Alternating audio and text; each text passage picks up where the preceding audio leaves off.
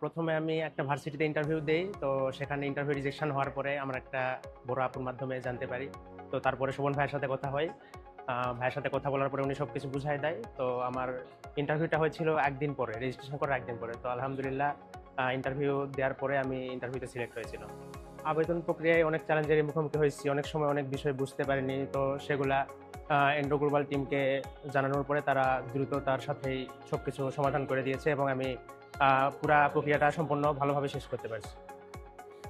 আপনি কি আমাদের এজেন্সি ইন্ডো গ্লোবাল এডুকেশনকে অন্য কাউকে রেকমেন্ড করবেন কিনা? অবশ্যই পারসেন। আমি অত্যন্ত স্যাটিসফাইড আপনাদের মানে সার্ভিসে এবং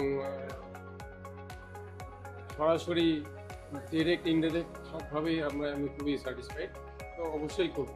সেটা নিয়ে আলাপ করছিলাম ফারুক সাহেবের সঙ্গে যে আর কি ধরনের সার্ভিস করা যায়, তারপরে আপনারা ল্যাঙ্গুয়েজ প্রোগ্রাম অফলাইন বা অনলাইন কন্টিনিউ এরকম কোনো সার্ভিস আছে কিনা সেটাও জিজ্ঞেস করছিলাম।